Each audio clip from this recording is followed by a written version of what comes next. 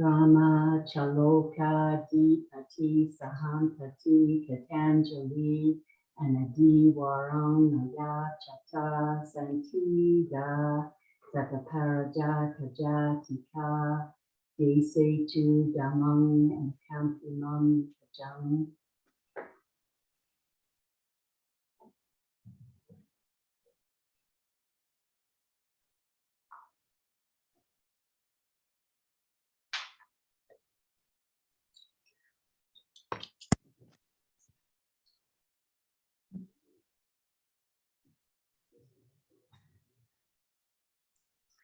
Namo tassa bhagavato arahato sama sambuddhassa.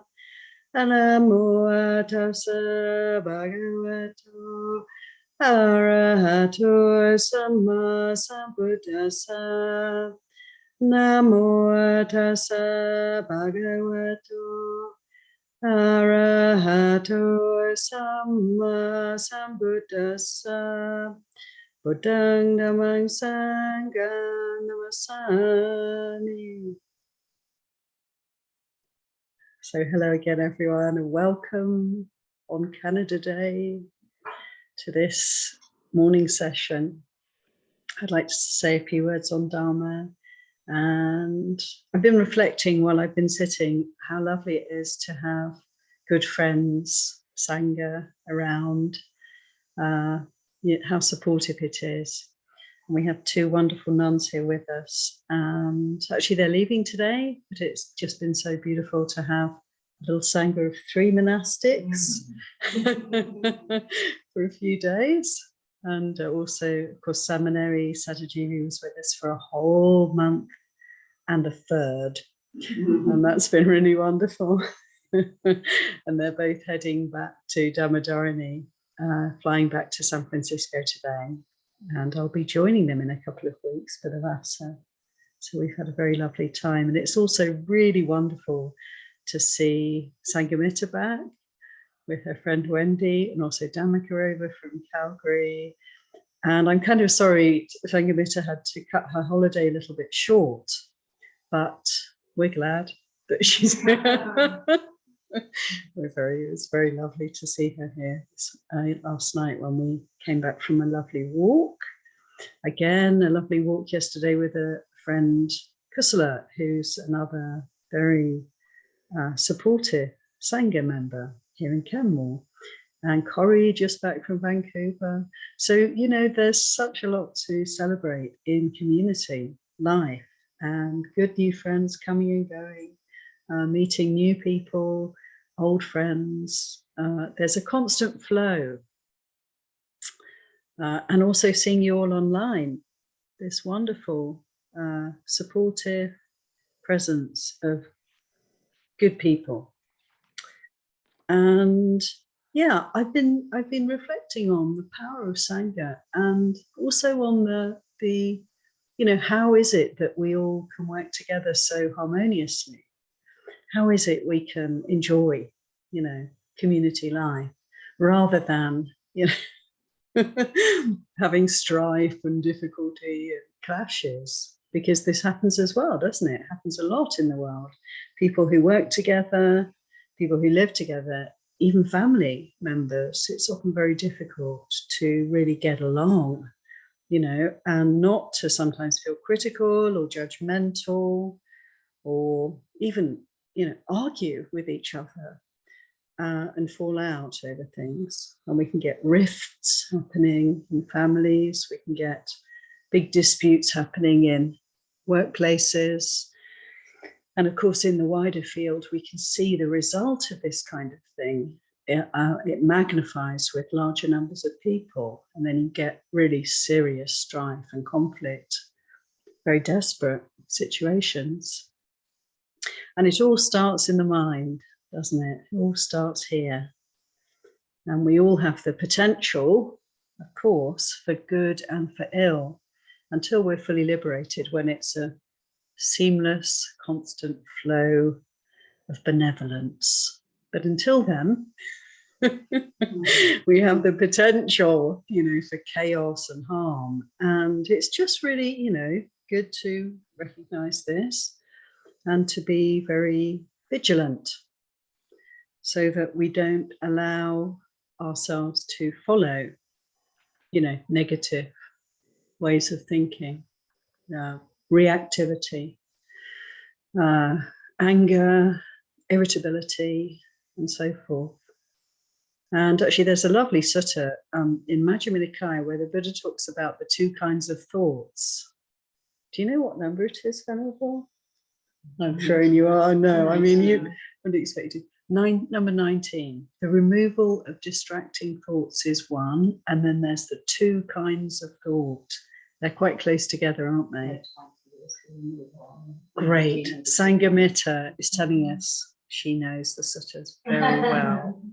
It's Majjhima number 19, and it's a very good sutta. It's so kind of simple, but also very profound, because the Buddha is explaining how before he was the Buddha, when he was the Bodhisattva, he also had work to do, with his mind, with his heart. He was not fully liberated, and he was assailed by different kinds of thoughts, just as we all are. And he reflected on this, and he made a very clear statement about how we can chart our course, through life. He said, just notice the two kinds of thoughts. There are thoughts that are wholesome, that are helpful, generous thoughts, virtuous thoughts, kind thoughts, thoughts that are of renunciation, thoughts that are of harmlessness, non-cruelty, wise thoughts, thoughts that are around practice and how we can develop spiritually, and so on.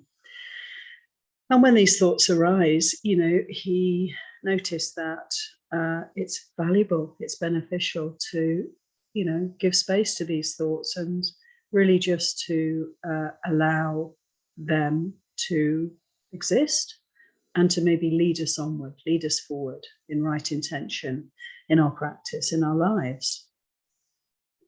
Not to hold on to them, not to grasp them, but simply to note their value and allow them to arise and pass.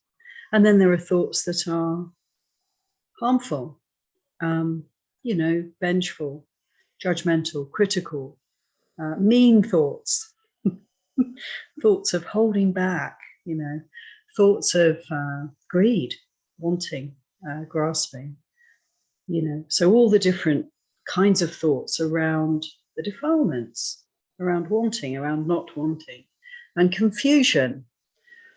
And the Buddha said, he would notice these kinds of thoughts arising in his mind, and he would recognize they fall into this other category, the category of unwholesome thoughts.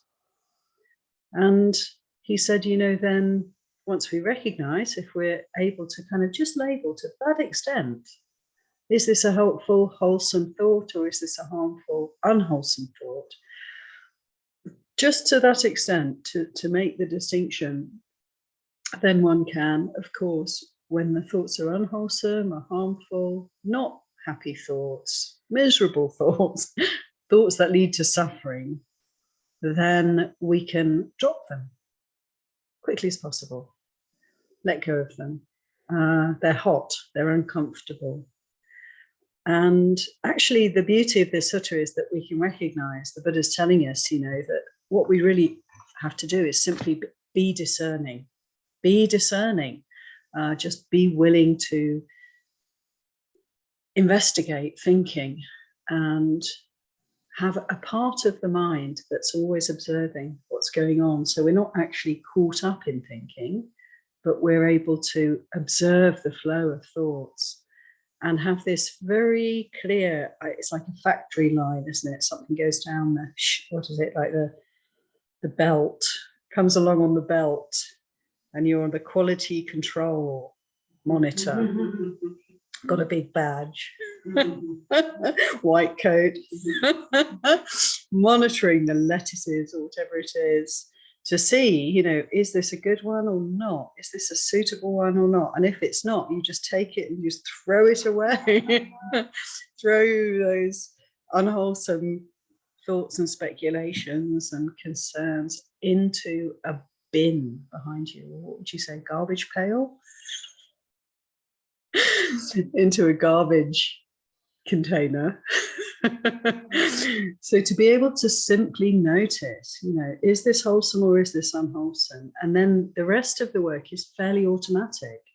It's like recognizing the unwholesome, we can very quickly just discard, just let go. We may sometimes have some difficulty letting go all at once. If we have, say, an incident with someone where we have become upset, we're angry, they've upset us, they've insulted us or offended us, or they've behaved in an unjust manner towards us. That's a really tough one, isn't it? Somebody's treated us unjustly or sort of falsely accused us of something or other. And we can feel very, you know, angry, upset, not easy just to let go of thoughts that may be unwholesome thoughts of anger, revenge, or, you know, obsessing about how we would like to address this person, how we would like to come back to them. And we can recognize unwholesomeness often by the fact that it feels really uncomfortable. It's a big suffering. We're miserable. We're miserable when we're on this sort of a tangent. But it's not easy always to just drop it. But what we can certainly do is be present, you know, be mindful, and notice in the moment, what's happening right now. And what happens when we're able to be mindful is that we can see it's a kind of flow. There's a stream of energy. It's not a great big solid thing, this feeling of anger, resentment, obsessing around the situation. No, it's a series of events. So it's one thought after another. And yes, it can go on. It can go on for a while. But what we can notice is that if we're able to be mindful, then we can actually deal with one thought at a time. So it's like, here come all this whole row of cabbages that are rotten. Where do they come from? Okay, I'll just keep discarding them, keep putting them aside. There's more and more and more. Okay, but I can still do this work. It's messy, it's difficult, it's a bit of a headache, but I can still do the work in the moment. And what often happens then, isn't it, in these kind of situations when we're caught up in some kind of negative mind state, then we can notice that we'll have a whole run of rotten cabbages, rotten lettuces, and then there might be a few good ones that come. So it's like nothing's that solid, you know. There might be a thought of reconciliation that comes up. There might be something completely different that comes in for us that's actually quite bearable, that's actually quite wholesome. And we can notice that. And then we can notice another wave, perhaps, of negativity. So when we're present and mindful, we can see there's so much going on. And there's so many spaces between events as well. It's like the lettuces on the conveyor belt. There are gaps between them. There are periods of time when there's nothing coming through. We're just able to sit back, perhaps have a tea break.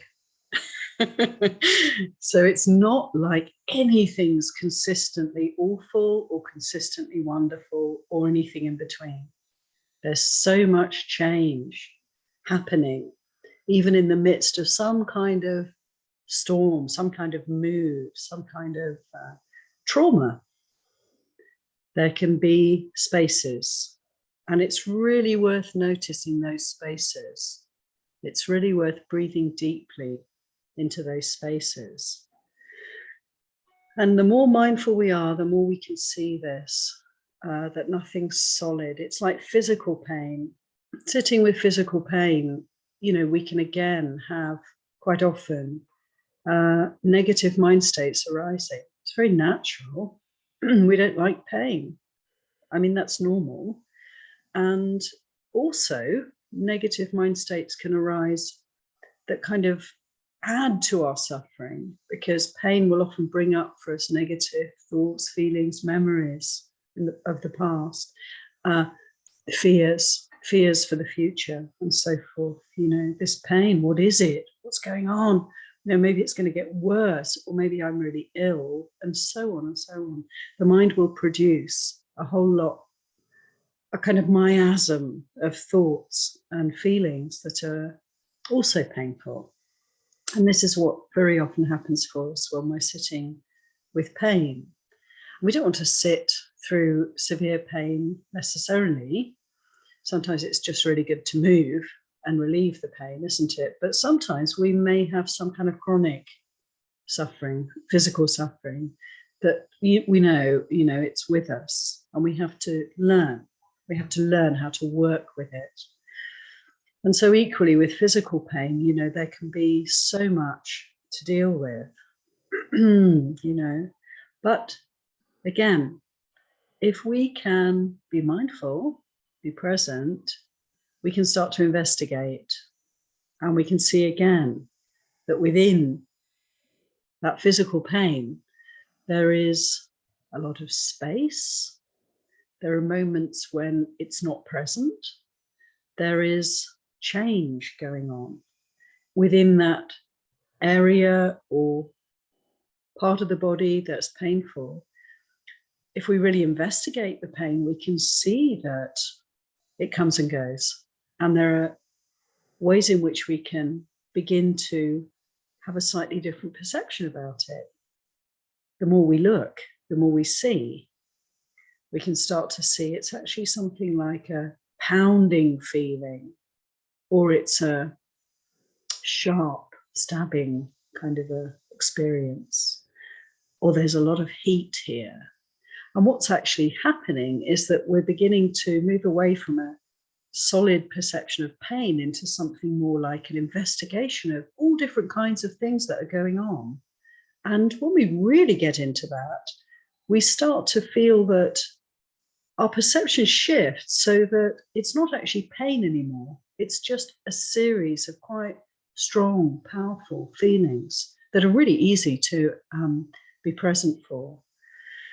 So it's a very good way to stay mindful, actually, isn't it? If we've got strong feelings in the body, we can really be very present for that. This can be almost like a kind of, almost assist us in our mindfulness practice. So what I'm really pointing to is investigation and seeing that there's constant change, seeing that this division in a way into pleasant and painful is not always so cut and dried. It's not so black and white. And that with our mindfulness, we can really discern what's going on. And in terms of thoughts, as this sutta is telling us, we can choose to let go of the painful, the unwholesome, the harmful thoughts, and allow the wholesome, beneficial, even wise thoughts to just roll on through. With the body, we can't just discard pain, but we can certainly change our relationship to it. And so this incredibly skillful work can be going on, and we really find our way, don't we, to peace through this process. And for me, it's very interesting, the kind of relationship between our meditation practice and everyday life. And I'm really interested in a kind of seamless practice, developing a seamless practice, so that we're not really making a big distinction between the formal meditation, when we're letting go of the world and we're focusing on developing mindfulness, developing stillness. And then the everyday life where we're in relationship to the world and we're constantly challenged and supported also by all sorts of external happenings. Things seem to be out there and we have a relationship with them, and how we relate to them is really important. And of course, the Eightfold Path is our great guide in this, because how we relate to the world around us can be really guided, nourished, supported by consideration of the path factors. To be generous, to be kind, this is a right intention. To be virtuous, to keep precepts. This helps us to have a wholesome relationship with the world, so that we're not putting any harm out there, but we're actually harmonizing. We're harmonizing with the world, and we're serving and benefiting all those around us. And this is so beautiful. So there's all of this guidance for us, how we relate to the world around us. And then, of course, we bring it all into our meditation practice. Mindfulness is able to develop when we have a peaceful heart. We have a sense of well-being. We have a sense of uprightness. We're contributing. We're people who support community, who serve community. And we're constantly, actually, aren't we? Many of us, most of us, I'm sure, kind of charting our course and finding ways to help, support, inject goodness into the field.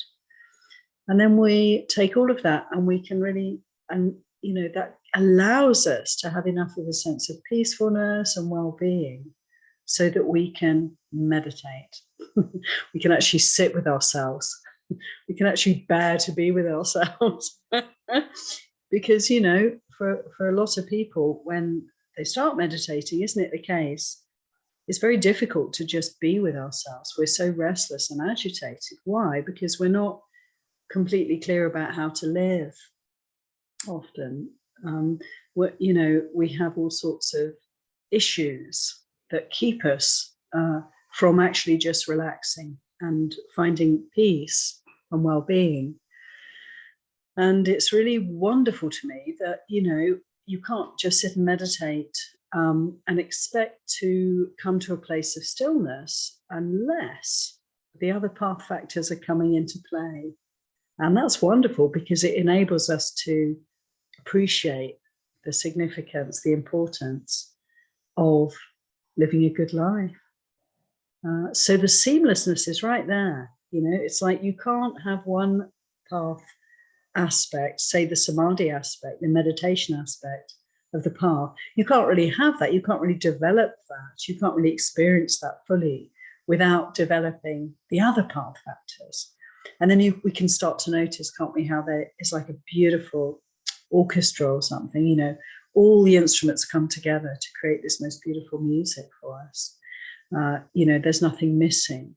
So we can really begin to harmonize within ourselves the Eightfold Path factors, noticing, say, where there's something that's absent and the effect that has on all the other aspects of our experience. Say we're being cruel to somebody in some way. There's cruelty in the field. And then the effect that will have on us, our hearts, our minds. I really don't like this person. Ow. We start to notice immediately how painful that is for us right here.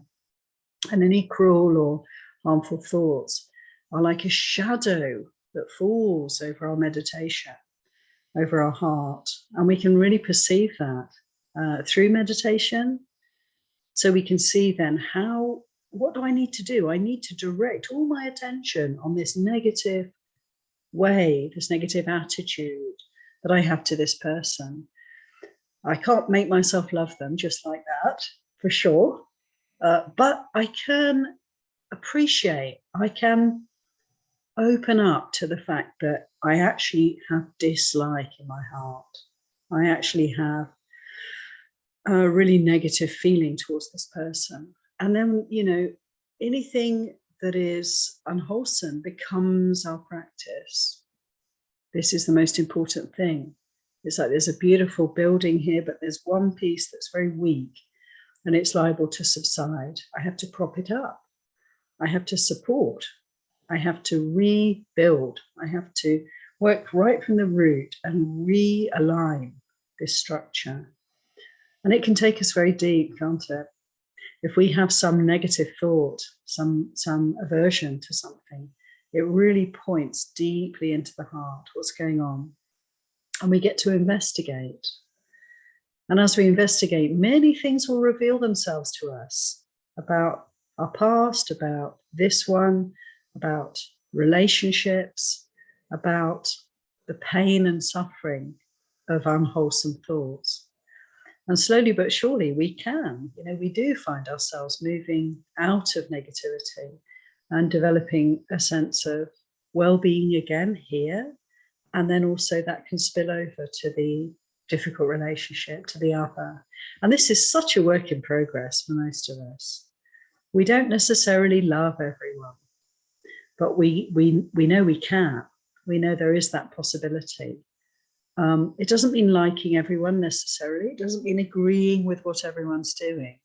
It simply means having a heart that's open and wholesome response to the world. And then we find that the sense of enemy, the sense of bad people out there tends to fall away. And what we're left with is a sense of understanding and compassion for the suffering around us, the suffering in the world. And this is wholesome, and this is right intention. So the way the different path factors interact and support one another is just wonderful. And we can see, if we investigate, if we have some difficulty with our meditation, the hindrances are up, there's restlessness, there's remorse, there's agitation, there's aversion, there's wanting things to be different, and so on, then we can investigate. As these hindrances arise, we can really open to the shadow here in the heart and see how slowly but surely it can clear. And all the other path factors will help us in this. And we, through our mindfulness and stillness, will help all the other path factors to develop. And so there's a wonderful kind of interaction going on that's a constant movement towards peace, towards freedom. And, even the monks, nuns at the time of the Buddha had their issues. And, even the Buddha's in their midst. The Buddha is with them, the teacher's with them. And they'd still do things like argue and, fall out and create all sorts of difficulties for themselves. So we can really take heart, whatever we're working with, we're all human and the work can be done. And the most important thing in a way is not to get caught up in judging and blaming ourselves for not being completely always noticing wholesome thoughts arising. Unwholesome thoughts do arise. And this is something we can start to relate to as a kind of a gift, because it's like showing us that there's something here I can work with. There's a pain here, there's suffering here. How can I help? This can be the kind of attitude, rather than, oh, I'm such a miserable loser. I've been meditating all these years, I still really loathe that person, or really can't stand this situation, or whatever it might be. It's easy to fall into self-blame and self-judgment, but that's just another habit that we need to let go of. But rather to see, well, that dislike that I'm experiencing is a gift, because it's really giving me a chance to purify the heart, the mind. It's showing me there's still work to be done, and I'm definitely up to this. I can definitely do this work. And just bearing with the suffering, opening to the suffering here, The sense can very much be one of, oh, there's suffering. How can I help? How can I help? What can I do to ease this suffering? And of course, the greatest help is the mindfulness, is this ability to observe, sitting at the cabbage shoot, the ability to watch the experience flowing by and to be discerning about what's happening. That's really the most important thing. And the rest, the discarding of the unwholesome and the allowing of the wholesome just to flow on through without grasping. This is the practice. And it surely brings us to stillness, to peace. There was a big argument at the time of the Buddha. There's another sutta in Majjhima. Over to you, Sanghamitta. The Kosambia Sutta. A very famous sutta comes to mind, where the monks, I think it was bhikkhus at the time of the Buddha, were living with the Buddha in a monastery, and they fell into a big dispute, and it was over something quite trivial in a way. It was a minor matter. And that's very helpful in a way, I find, to reflect upon, because a big argument, a big dispute where basically two factions formed. There was a split, a schism, how awful, in the Sangha, and two different factions formed. How often can we witness this happening in the world? This is what happens, and it's often something very small that's not dealt with skillfully. An unwholesome thought has arisen and it's not been recognized as such and put aside by good people. Good people can make this mistake and allow then an unwholesome thought to grow into an unwholesome concept and on to an unwholesome constellation of pain and suffering. And then we start to find ourselves disputing, arguing. And so it goes on. And so this cascade of negativity can happen so easily. Look at this sutta. In this sutta, Kosambia Sutta, a group of monks end up fighting and arguing. Monks practicing mindfulness, living in a monastery. So, we have to take great care. The Buddha was trying to intervene and inviting them to let go of the unwholesome thoughts. Be mindful, do the work, remove the rotten cabbages. And they just asked him to please leave them alone. They asked him to please just step back and relax, and they would sort it out themselves. How extraordinary, how remarkable. How deluded they were, how caught up they were in their argument. But this is how it goes, isn't it? People get so caught up in the disputes, the warring factions become so entrenched in their views that to actually try and create some kind of conciliation can be almost impossible. Not impossible, never impossible, but very, very difficult. So how much better is it to sit steadily, not just on the mat, but in our everyday life, be steady, be mindful, and discard the unwanted, unwholesome, painful thoughts as they arise. This is the work that needs to be done for each and every person, if they only could know how to do it or to have the interest in doing the work. It's not so very difficult. It just needs that willingness, that application. The Buddha said a very beautiful thing to these monks in Kosambi. He gave them a wonderful teaching, how to live in harmony. And I find this very beautiful, and monastics often will talk about this teaching and we put it into practice. And it's something not just for monastics, it's for everyone. The Buddha said, you need to live together in harmony. How do you do that? How can you harmonize? So we can know how to harmonize in our practice. We can know how to observe what's going on here and how to work with the wholesome and the unwholesome and to really harmonize here. to really notice when there's some suffering in the heart and to work with that skillfully, compassionately, and to allow the suffering to arise and pass. We can do that. How do we do that en masse? How do we do that in our wider communities, in our sanghas? And the Buddha gave these beautiful guidelines.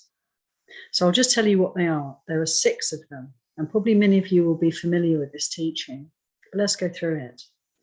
The Buddha said to the monks, you need to be able to have a mind of loving kindness, so that when you are around your fellow practitioners, your companions, your colleagues, your family, all those people out there in the world around you, when you act, your actions can be imbued with loving kindness, with a heart of loving kindness. And to have this attitude, this way of behaving that is consistent, whatever situation you're in, whether you're in public with others or even in private, to have an attitude of loving kindness in all that you do. And also, the way we connect and communicate with others, of course, so much of it's through speech, body language, and also speech. So what you say, let your words be imbued with loving kindness. So cultivating a heart of loving kindness, don't let anything slip out verbally, which is so easily done, without this attitude of kindness. Don't say anything that's not kind. Just don't go there, both in public and also in private. So amongst your most intimate family members and friends, and also with everyone you meet in life, and even the ways in which we speak to ourselves, let that also be imbued with loving kindness. So both in public and in private. And the third guideline the Buddha gave was mentally imbue your thoughts with loving kindness. And we can do this, even if negative, unwholesome thoughts arise, our immediate response then can be one of loving kindness, just to open kindly to these painful thoughts and see how they can transform with loving kindness. And the Buddha said, even, in public, so when we're around others out in the world, things happen. Sometimes we can feel assailed by difficult situations, challenged. It can be difficult to always maintain our peace, our equanimity, our well-being. But the Buddha's guideline here is, even in what we think about what's happening, let there be a mind of loving kindness. So bring in metta, bring in this soothing, softening, kind energy. So in short, the first 3 points, in body, in speech, and in mind, we're encouraged to act, speak, and think always with a heart of loving kindness. And when we can do this in public and in private, how much we can support the harmony of our communities, how much. And with this intention, we may not always succeed. We may sometimes find ourselves overwhelmed by the news, by the difficult things happening around us, by the pain and suffering in the world, which is so considerable. But we can again and again bring up this quality of metta, of loving kindness. This is our greatest gift, really. I mean, this is our guidance from the Buddha. And we can do this. And it's a really healing and helping response to it all, So these first 3 points. And then the next point the Buddha gave for the monastics was, he said, you should be ready, up for, and willing to share everything you have with those around you. For the monastics, it's things like considering the contents of our alms bowls, is this one, do we all have enough to eat? Is everyone okay? I'm ready to share the food that I receive with those around me. I'm ready to share the requisites that we have. And this is what we do, of course. We keep everything in common. And we don't have individual stashes of this, that, or the other. We're not allowed to do that. No, everything's communally held. And if you need something, you can ask, and you can usually get it if it's available. But people don't take more than they need. And there's a wonderful sense of this is for everyone. When we receive offerings, the best way to give an offering of any kind is to give an offering to the whole Sangha. Best of all would be a dual Sangha, but failing that, a Sangha of bhikkhus or a Sangha of bhikkhunis, rather than to an individual. Any invitation, any offering, anything that's being given, let it be given to the whole Sangha. And this is a most fruitful way to give, and the most fruitful way for us to receive, knowing that the goodness of the giving is so much greater than if you give to one person. So the sense of collective living, the sense of sharing. And I think this is a really wonderful guideline for us all to consider, because in monastic life, it's a given that we're encouraged to share. But we can also, of course, do that in whatever way we're living. Doesn't mean necessarily giving up all your property and your car and your, all your clothes, giving them all away tomorrow or today. Of course not. But it's an attitude, isn't it? It's a state of mind that's one of gratitude, perhaps, for what we have, because we feel gratitude much more, don't we, when we don't have so much, actually. Gratitude for what we have through the willingness to share it with others. And so this is a way in which harmony, collective harmony, communal harmony can manifest. And we can imagine, can't we? We can imagine if in the world everyone was sharing everything they had, we'd have no real, we'd have a lot more, shall we say, ease and happiness and well-being, because that would make a very different world, of course. But this is a great guideline to share what we have. And the next guideline from the Buddha is a beautiful one that relates to sharing mentally, sharing through our aspirations, through our way of life, which is to share the precepts, share the goodness, share our collective appreciation of goodness, of kindness, of non-harming. So for the monastics, the Buddha said, you should make much of the fact that you're keeping the precepts together, and you help each other, support each other in this, celebrate this, and recognize the harmony that this provides.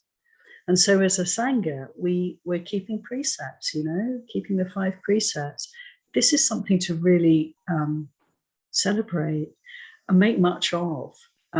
Keep individually developing our practice around sila, but also recognizing that this gives us a great opportunity to harmonize. And so it works. We see how it works in Buddhist Sanghas, that people get along. They get along because we share the same values, and we can trust one another. We can trust each other because we know that the others are also trying to live a harmless life. They're also trying to develop in goodness. We can really rest in that. We can really feel very safe knowing this about one another. And we can also support this in one another, for one another. So they're coming together and harmonizing around virtue. And again, we can reflect in the world, if everyone kept the 5 precepts, oh, that would be great. Wouldn't that be so wonderful? Oh my goodness, wars would instantly cease. People would come together and rebuild. It's very almost painful to consider how good it could be. But also that helps us to consider how we can do what we can to support. Excuse me. I'm so sorry. We can consider what we can do. We can only do so much, but we can certainly contribute towards well-being in the world through promoting our own virtue, but also through supporting virtue in others and praising these qualities, in the wider field. Not to be shy about that, not to hold back when there's an opportunity to say something, to encourage some good decision making, some wholesome action in the world. And the final point that the Buddha gave was also around collective harmony through the understanding, which is right view. He said, if we can all recognize that we share right view, we're all practicing the path. And in the Buddhist Sangha, this gives us tremendous strength, tremendous sense of safety and well-being, and again, supporting one another, and again, not to be shy about the benefit of the Dharma teachings for us when there's an opportunity to bring those into the wider field, not to, go around knocking on doors and, we're not missionaries or anything like that, but sometimes there is an opening. And it's often when things are difficult for people. People are suffering, people are questioning, don't necessarily have a sense of direction. Well, we do, and we can share that with others when there's an opportunity, when the time's right, and we get to feel out when this is possible.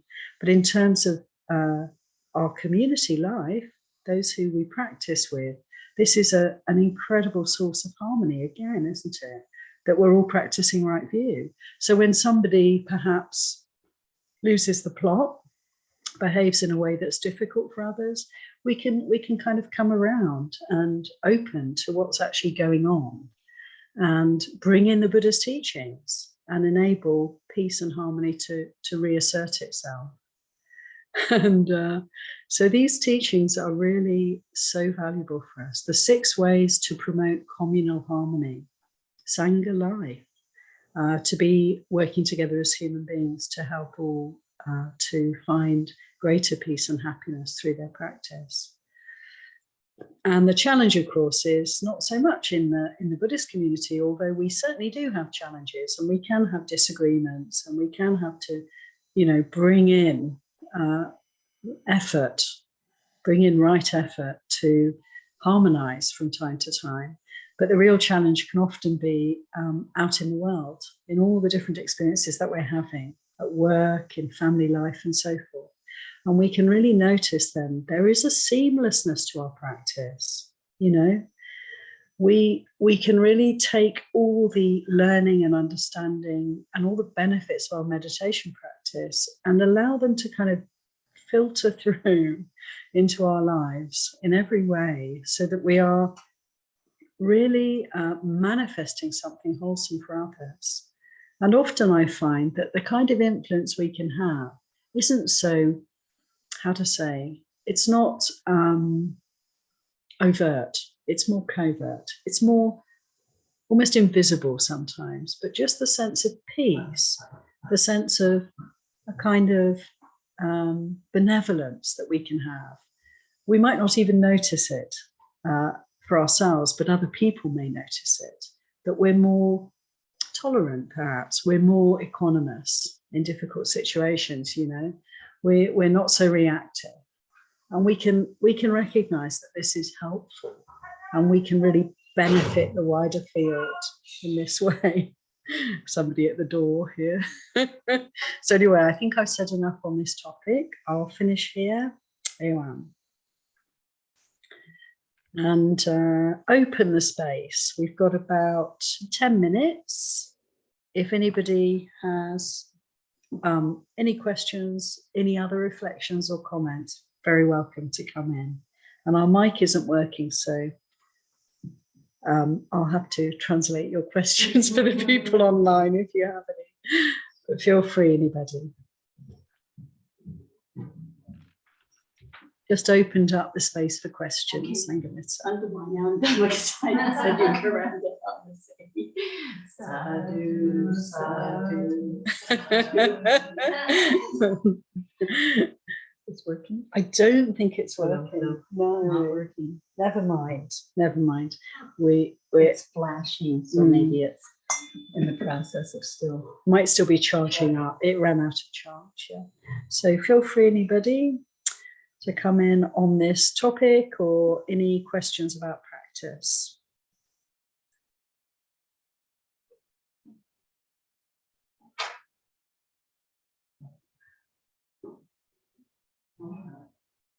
Okay, Corey has a question for us or a comment for us. Yeah. I just really appreciate, Aya, that you spoke a little bit about things what things, just about physical pain. Yeah. Because as I was on my way over, I was thinking, come to meditation before issues with my back, I would just sneak off and put my legs up the wall. And I was planning to do that this morning, and I really appreciate that you said soft. It wasn't fluid, but soft, fluid, relaxed. And so I just kept saying that. And as I worked through my body, I just kept saying those things. And yeah, it just really, really helped. You know, I suffered from arthritis and health for a long time, and when I was in Vancouver, I was not being mindful. We were looking for a place to lock up our bikes, and I stepped off a curb and then just jarred it. So, and that's just, you know, reminding yourself when you're mindfully doing something else might happen. And so then yesterday when I came home, you know, I was busy doing all the things in the yard and all the things that I probably shouldn't have done. But, you know, when you're raised in a family where you push through the pain, that's what you do. Pain is something, you're lazy if you don't push through the pain. So you know, I struggle with that. And then I also struggled, so I had to stop. Eventually I had to stop and lay down. And what came up, which is what you said about feelings, because you know you sort of have the pain, and then you're going to add more layers of the feelings on it. And so what came up for me was the idea that, you know, this could become worse, or you know, and I think what came up for me the most was a guilty feeling around someone having to look after me, which, you know, thank goodness I married a beautiful, caring physiotherapist. And that's a really big topic. But just so I think that it's sort of that the layers of that you can add to that and are just not helpful. And so it was really interesting to just stop and sort of be with the pain, let it go, and let go of all the feelings of feeling guilty that, you know, someone might have helped me, which was just accepting that may be the case, and I might be called upon to help someone else. I will be called upon.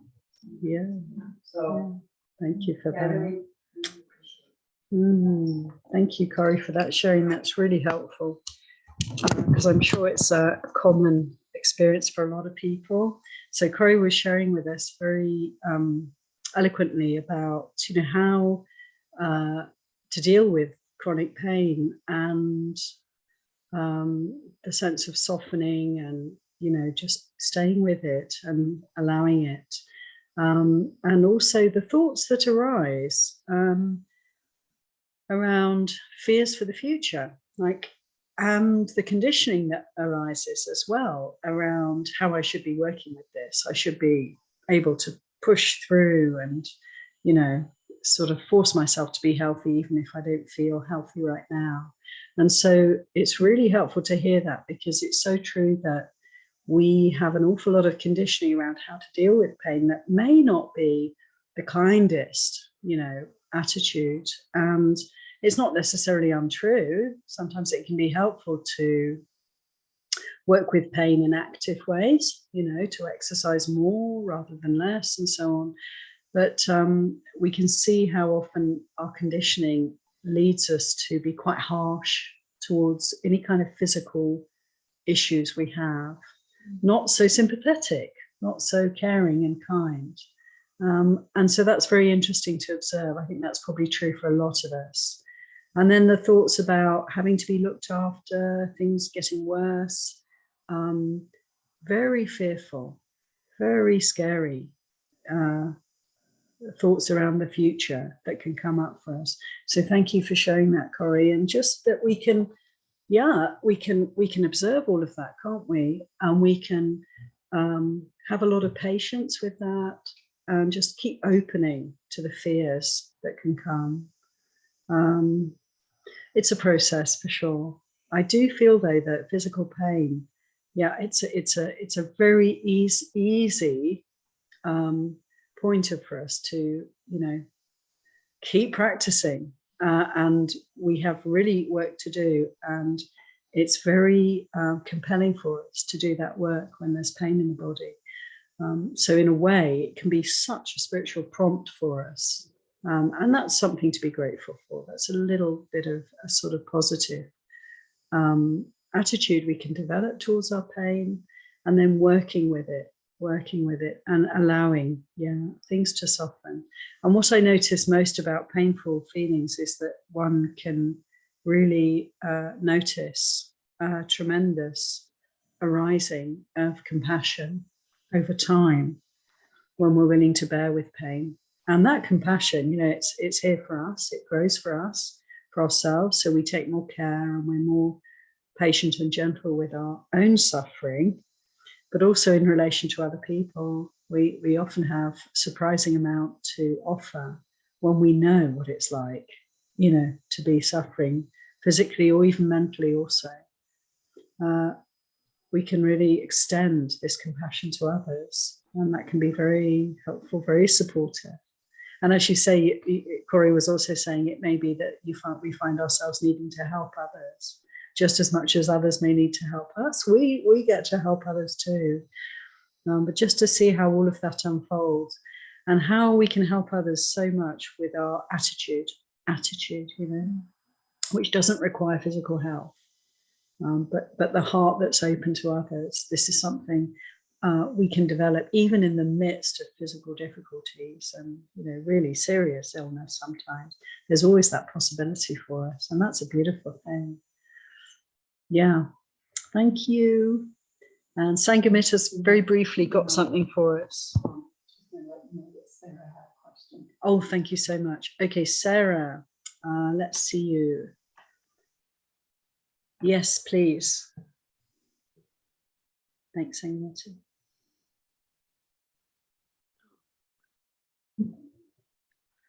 I just had a comment.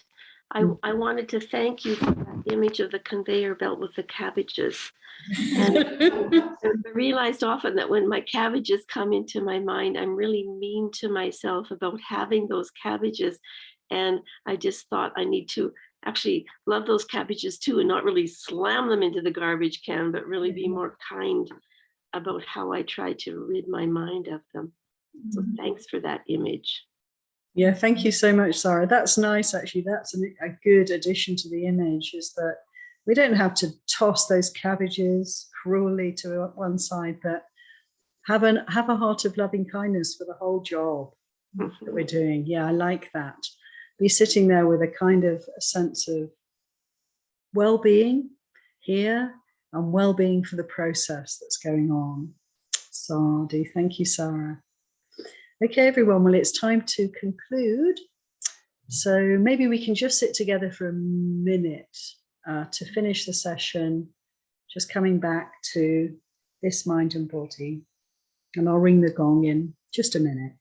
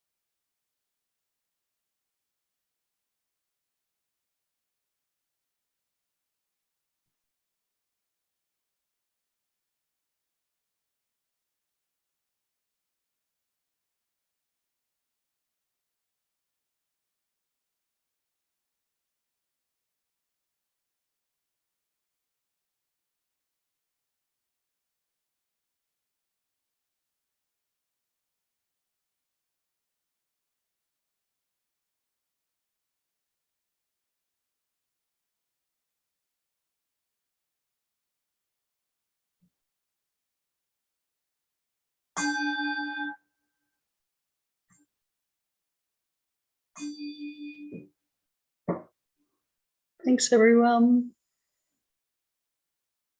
Bye. We're going to speak downstairs because it's